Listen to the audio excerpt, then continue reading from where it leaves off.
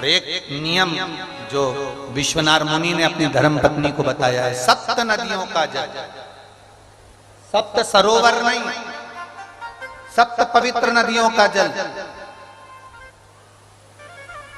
7 पवित्र नदियों का जल, उसमें से कावेरी, नर्मदा, गंगा, गोदावरी, सरस्वती,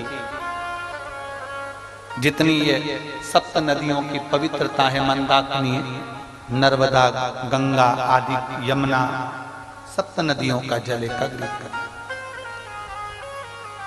और 7 नदियों के जल से किसी भी महादेव के मंदिर में एकांतेश्वर महादेव का नाम ले।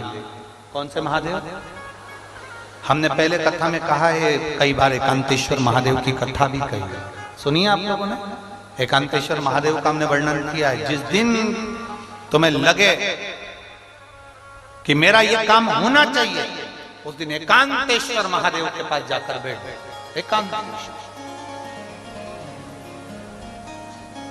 एकांतेश्वर महादेव मतलब बाहर मिलेंगे।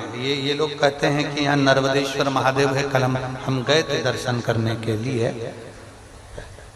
इनका कहना है कि ये नर्मदेश्वर महादेव है, पर हमारा जो स्पर्श मात्र से हम जो समझते हैं, हमने ये जाना है कि ये जो धरा है, ये जो भूमि है तारा बाबा की जो कुटिया है, ये शहर से दूर होना चाहिए। अर्थात पहले यहाँ शहर नहीं थी, ये एकांत में थे, एकांत में थी।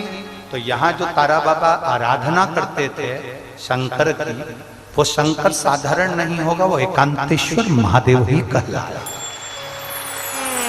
एकांत, एकदम एकांत।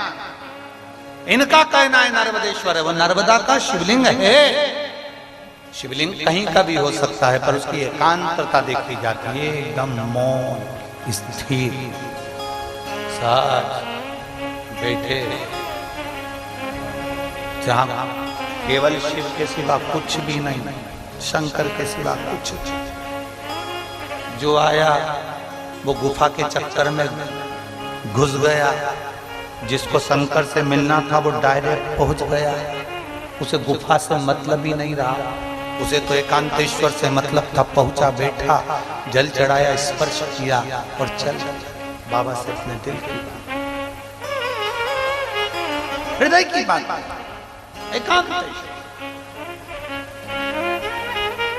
7 नदियों का जल रखकर, 7 बेलपत्र के ऊपर 7 नदियों का जल, एक बेलपत्र ली, उसके ऊपर एक कटोरी में, एक बाटकी में, एक पात्र में एक नदी का जल, दूसरी बेलपत्र ली, दूसरी कटोरी में फिर जल, फिर तीसरी में बाबा की आराधना कर कर, शिव से विनती कर कर, भगवान शंकर के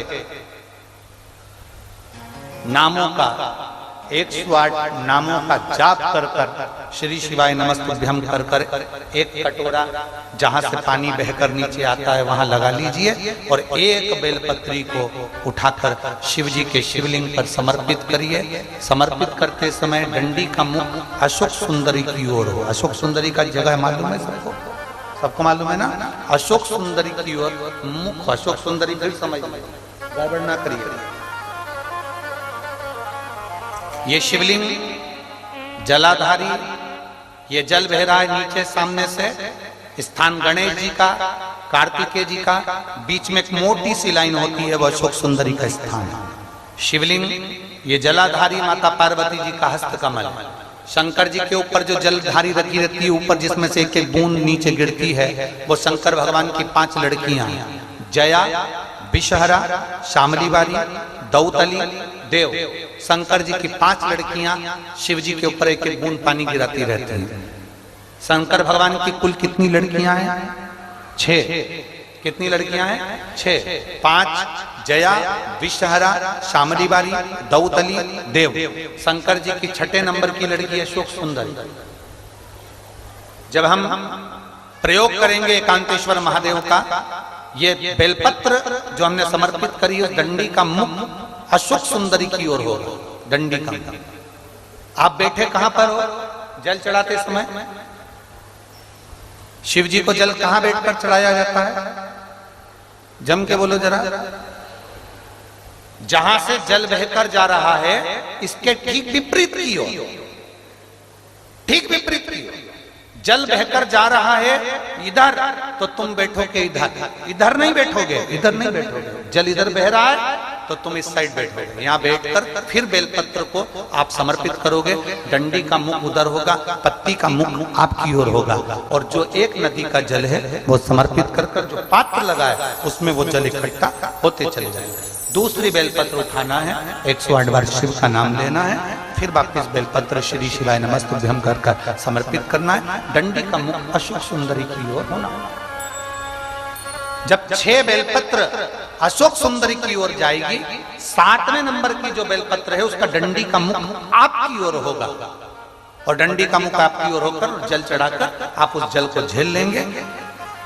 जहां नंदी बैठे हैं, नंदी का जो पांव जिस जगह पर उठाओ, अगर इस पांव उठाओ तो इस ओर, ये पांव उठाओ तो इस ओर, नंदी का पांव जहां उठा रहता है वहीं पर बैठकर पति पत्नी दोनों उस जल को आचमन कर लेंगे, दोनों उस जल को पूरा पी जाएंगे और बाबा से झोली पसार कर प्रार्थना करेंगे कि हमें संतान का सुख देना, मेरा देव अधिदेव महादेव प्रदान कर। एकांतेश्वर महादेव का स्मरण करिए, एकांतेश्वर